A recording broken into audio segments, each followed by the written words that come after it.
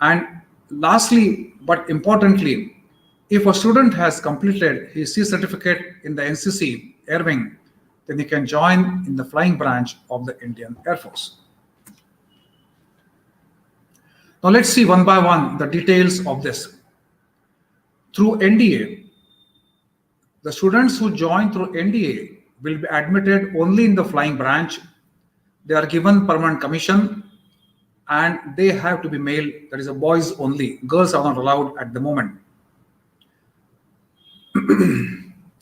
Here the condition is for the Indian Air Force, the male students with 12th standard should be with maths and physics. The notification is normally issued by UPSC in the months of December and June. And there are minimum and maximum age restrictions for this, but there's a gap of almost 4 years between these two. And a student can appear more than 2 times also if he is interested in joining NDA. The second important aspect or second important way through which a student can join is after graduation. That is through the Combined Defense Services Examination conducted by UPSC, also again twice in a year. Here also only male candidates are allowed to appear and they should have again physics and mathematics in their 12th. The notification for this is issued in the month of October and April. Here the restriction is between 20 and 24 years of age and the candidate should be unmarried. Through CDS entry, a student can enter only flying branch in the permanent commission. Then we come to another major source through which students can join after graduation, that is through FCAT. In this process, the student can join in different branches of the Air Force. Let us first consider flying branch. In the flying branch, whoever joins through FCAT is given short service commission, and under this, both boys and girls can apply. Air Force conducts this exam twice in a year.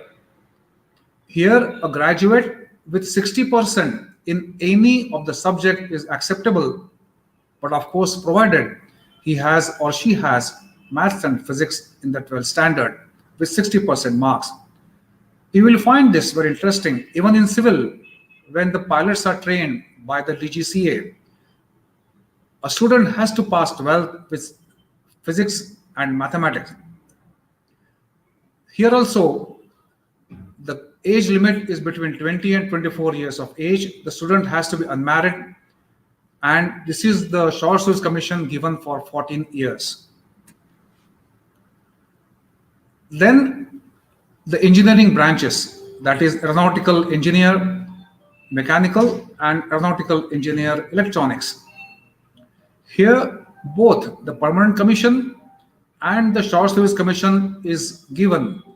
But of course, permanent commission is reserved for male candidates, while different batches are conducted for short service commission of boys and girls. Here also, a student has to pass 12th with maths and physics and a graduation in any of the specified branches of engineering. Then only he can join either electronics or the mechanical branch. Here, the student can be between 20 and 26 years of age, but if his age is up to 25 years, then he has to be unmarried. Let us consider the other branches, that is of administrative, accounts, and other. Let me come one by one. For administrative and logistics branch, graduation in any subject with 60% is the criteria. There is no other criteria of having physics and maths in the 12th. Then we come to accounts branch. As the name suggests, for this branch, the basic qualification is BCom with 60%.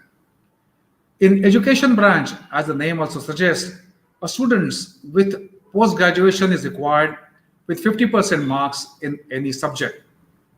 The last branch in the ground duty is the meteorological branch. It deals with weather and obviously a science background is a must. So a student with BSc in maths and physics and then post graduation in any of the science subjects is the minimum criteria to join this branch. Let me tell you at this moment that it is not mandatory for the Air Force to invite applications for all the branches in every batch. Depending on the vacancies available, when the announcement is made twice in a year, that time Air Force announces how many vacancies in each branch, how many vacancies for female candidates, how many vacancies for male candidates, and how many vacancies for permanent commission. Then rarely used but definitely is available. It is called as NCC special entry. This is restricted to flying branch, and PC as well as SSC for male and female is offered in this. Here the condition is the student should have done C certificate in the Air Squadron of NCC senior division while doing college. These applications are not invited routinely every year, but as and when the Air Force feels, then only the applications are invited. But as you can guess, here also the student has to have maths and physics when he or she did his 12th. In this case, if the student has obtained commercial pilot's license, then a leeway of 2 years is given for the age. The upper age limit is extended by 2 more years.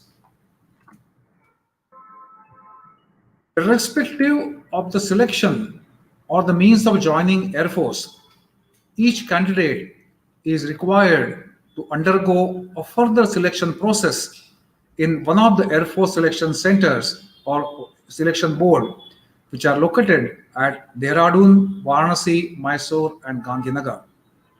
After successful completion of the written test, the students are called to select one of the centers and they are given time slot when to appear at the centers for further detailed examination. After a student successfully completes the SSB, then he is sent for the medical in Institute of Aviation Medicine, Bangalore, or Air Force Central Medical Establishment in New Delhi for a detailed medical check. It's a very exhaustive list of what is checked in the medical. Subsequently, I'll be giving the name of the website or the link of the website where a student, a probable student, can check different medical requirements. If a student is found medically fit, then and then only his name comes in the merit list. The merit list is made on the national basis, and depending on the vacancies, the students are individually informed of when and where to join for the course. Then the training part of the courses. As I told earlier, after 3 years course in Khadakwasla, NDA, the Air Force cadets are sent to Air Force Academy at Dindigul near Hyderabad. Air Force Academy in Dindigul carries out 1 year training for all branches except for aeronautical branch, for whom the training is of 6 months. The AE branch officers, after completion of 6 months in the Air Force Academy, then proceed to Air Force Technical College, Bangalore for 1 year of exhaustive training there. Here they are taught into various aspects of maintenance of various aircraft and also different aspects of the Indian Air Force. There are different websites available where a student can get information about when and how the applications are invited, how the application is to be filled up, and how the student can take advantage of getting himself armed with the knowledge with these notifications. The websites are basically of the UPSC and also of FCAT, and also in the FCAT website, there is a sub website for medical standards which are required for joining the Indian Armed Forces. Now let me come to the payments and benefits. After 1 year training in the Air Force Academy, the officer is commissioned or the student is commissioned as an officer in the rank of flying officer, and then he's posted to an active unit. Once he joins the units or even beforehand, there are plenty of benefits. Let me recount few of them. They are not exhaustive, but they are only a sample. While in service, there is a free medical for self and family. Also, there is a 60 days of leave and also additional 20 days of casual leave, which is required to be taken in a year. Every officer is covered with insurance of about 75 lakhs, and those who are interested in studies can avail 24 months of paid study leave for pursuing their passion in any field. Post retirement also, the insurance continues up to 72 years of age, and these days it is only the person in uniform who get pension for self and family till death. In addition, there is ECHS benefit after one-time payment for free medical for self and family. During the training in Air Force Academy, a cadet gets a monthly stipend of about 56,000 rupees a month. Once he joins the Indian Air Force in the rank of flying officer, his pay starts at the same basic of 56,100, plus he gets the DNS allowance, the military service pay of 15,500 rupees, and besides other allowances on a monthly basis. There is also an assured increment of 3% of the basic every year. The AE branch officers or the trainees who go to FTC, because they are commissioned at the beginning of the training in FTC, start getting full pay from the beginning of the training in FTC itself. As one progresses in rank, basic pay keeps increasing. In addition, there are many perks like accommodation at concessional rates, availability of club, gymnasium, swimming pool, etc.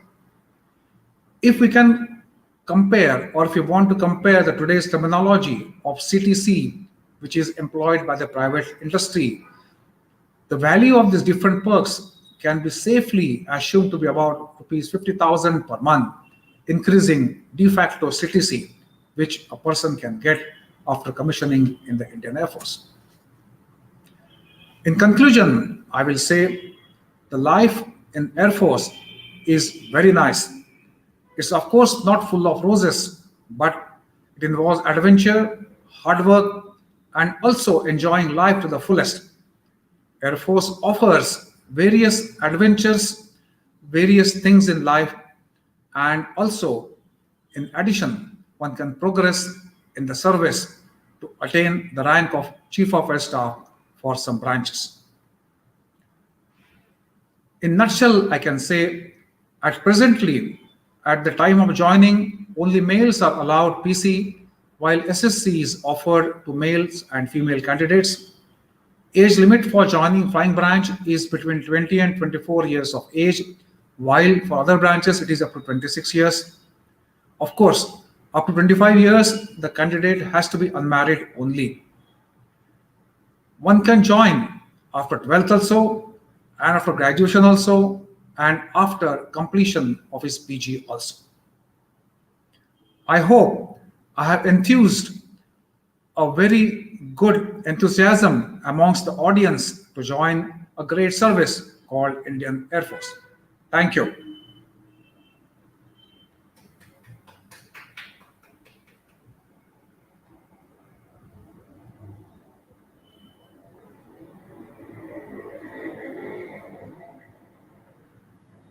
I concluded. You can take over. Unmute. Unmute. Uh, Thank you, sir, for showering us with immense knowledge and precious guidance about how to join Air Force. We all are really very grateful that our aspirants are blessed to be a part of such an enlightening guest lecture. Our aspirants will get deep insights into the topic, and through your precious guidance, our aspirants will be able to join Air Force. I would Air Force. I would also like to thank Bhosla Career Academy.